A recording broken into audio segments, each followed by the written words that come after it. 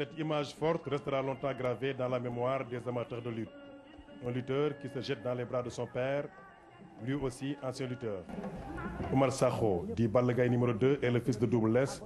l'un des lutteurs au plus riche palmarès. Son père fait encore parler de lui. Oumar n'était pas né, mais les images servent à quelque chose. Les conseils du père sont très importants en ce moment. Le regard de Less est plein de signification. Son fils a une lourde responsabilité. On le surnomme Balla Gaye numéro 2. L'ancien lutteur Walo Walo qui l'encadre s'est lui aussi reconverti dans le reportage sportif pour le compte de Radio Sénégal. Un double avantage pour l'héritier du champion d'Afrique. Ce combat, il n'avait pas le droit de ne pas le gagner. Et pourtant, il ne partait pas avec la faveur des pronostics, compte tenu de l'état physique de Mame Gor Diouf. Mais parfois, c'est la témérité qui paye, et c'est le cas pour Balla Gaye numéro 2, qui n'a eu aucune peine pour venir à bout du pensionnaire du Bawol. Après avoir remporté 19 drapeaux dans la banlieue, ce lutteur qui marche sur les traces de son père vise loin. Un sacré client qui a hérité autre chose de l'Est, la danse casamançaise, région natale de son père.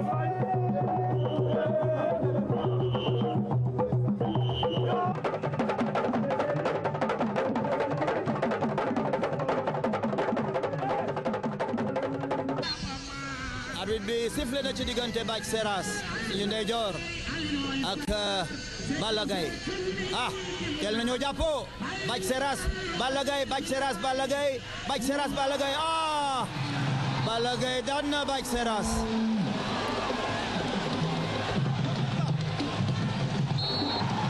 waaw arbitre bi sifflé na nag Balla Gaye moo ñu féete càmmoñ ak Boy Seye ngeen xool bu baax Boy Seye songokat la songokat bu gaaw gis nga sànni na waaye sànni yooyu yëpp pour mën a juyaat loog morom moom la adversaire am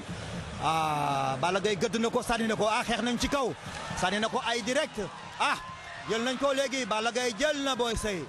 waaye Boy Seye rëcc na ci jàpp bu njëkk bi ñaari mbër yi nag Boy Seye ngay jéem a dugal ay uppercut maanaam pour Balla Gaye teggi loxoom parce que dafa am prise ma ngay jéem a lalli waaye lalli yu bu ko de xale bi dafa am doole léegi mën a wax ne xale màgg na comme ni ko Ablaye Mbaye di waxee xale bi daaw tollu woon ni waaye tabaar fakal la léegi mi ngi màgg bu baax gis nga fi mu nekk jàppante nañ ci suuf de ku ci nekk ngay jéem a def action Balla Gaye moo nar a bëri tànk nag parce que rasu na waaye ba léegi mi ngi indi tànku càmmoñ bi mu ñuy fàttali Double Less tànku càmmoñ bi borom ngemb lu weex li féete ndeyjoor daf koy joxe pour di mën a boot parce que day boot waaye Boy Seye day dugg mën nañ wax sax ne tey ku ci nekk ak sa mënin parce que ki nga xam ne Boy Seye mi ngi rasu di seet kañ lay dem waaye ki nga xam ne mooy Balla Gaye pare na ndaxte tànku càmmoñ bi la jiital maanaam buñ ko songa dina war a mën a bëre dina boot mbaa mu remplacer boot bi dugal loxom ci suuf jéem a laal li mën na ko parce que gis nañu mu def ko ci làmb ji ci combat yu ndaw yi ci combat espoir yi ñaari mbër yi nag ñi ngi ne tekk nag Alaaji Malick buñ ne tekk rek ku ci nekk ngi jéem a seet lu moromam indi dafa mel ni action day bëgg a am waaye ba léegi gis ngeen rek Balla Gaye numéro 2 mel na ni tey bëgg na bëri tànk bañu ko ndaxte mën na ko waaw ni papaam daan def waaye xool leen bu baax loxo Boy Seye xool leen bu baax loxo Boy Seye jàpp na gaño gi ca ginnaaw te kooku ku ko am di nga war a mën a tuur pour mën a jéem a wër ndomb sax waaye xale bi dafa rasu ndax dafa am ay ma ngay kal na ko doomu lees bi kal na ko botti na ko daan na ko jël bi amul benn wérante.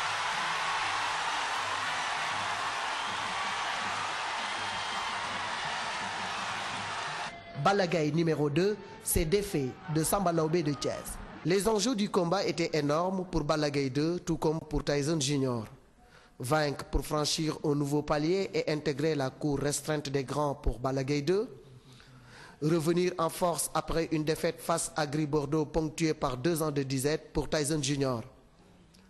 La préparation mystique était à la dimension de l'enjeu du combat. Rien n'a été négligé de part et d'autre. Dès le coup de sifflet de l'arbitre, Balla Gaye 2, tout comme Tyson Junior, opte pour un long round d'observation, nécessitant l'intervention de l'arbitre. C'est Tyson Junior qui déclenche le premier les hostilités. Balla Gaye 2, imperturbable, reste serein. Il profite de cette attaque hasardeuse de Tyson Junior pour le basculer à terre au prix d'une belle rotation. Balla Gaye 2 confirme son statut de favori et poursuit sa marche victorieuse vers les sommets de l'arène. 13 combats, 12 victoires, 1 défaite. Le Lion de Guédiawaye confirme tout le bien qu'on pense de lui. À seulement 21 ans, il a déjà l'étoffe des grands champions. Il n'y avait vraiment pas photo entre Balla Gaye 2 et Mbaye Diouf. Les morphologies ne sont pas les mêmes. Les différences de poids, de musculature et de taille sautent à l'œil nu. On lisait la crainte dans les yeux de Mbaye Diouf, ce qui contraste avec la totale confiance et la sérénité de Balla Gaye 2. Dès l'entame du combat, Balla Gaye 2 accule Mbaye Diouf, déclenche un direct esquivé par le Fassois et enchaîne par une prise suivie d'un plaquage au sol. Le tout en 30 petites secondes. Expéditif et plein de classe. Balla Gaye 2 impressionne son monde par son calme olympien, son beau physique d'athlète, sa technique et son assurance. Le Lion de Guédiawaye poursuit sa marche victorieuse. 12 victoires contre 1 défaite. Il affiche clairement ses ambitions. donc bëgg doon roi des arènes inchallah kon ni ko sama baay nekk woon. Issa Pouye jël na ko ma ngi koy wañ war nañ ko ndomb war nañu ndomb Issa Pouye. Balla Gaye numéro 2 war na ndomb Issa Pouye waaye dafa mel ni Issa Pouye génn na ci de léegi nag moo jàpp ci tànk bi Balla Gaye numéro 2 bëri di bëre tànk ku mën bëri tànk la ngay bëri ci suuf de da ngay bëri ci suuf ñaari mbëri ñu ngi bëri ci suuf dara amagul de attention léegi nag Issa Pouye moo ko wër ndomb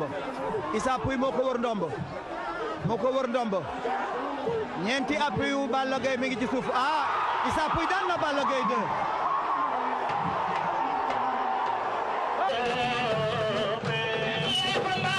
dem nañu combat baa ngi bëgg a jeex Balla Gaye dem na Saloum Saloum.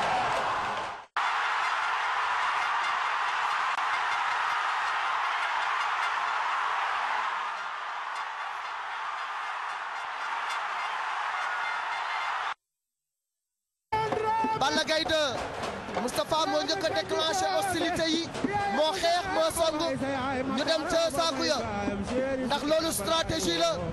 bu Balla Gaye 2 lal wala boog lan moo nar a am bu ci kanamee nañ ci xam dara Moustapha Gueye Balla Gaye 2 Balla Gaye gëdd na ko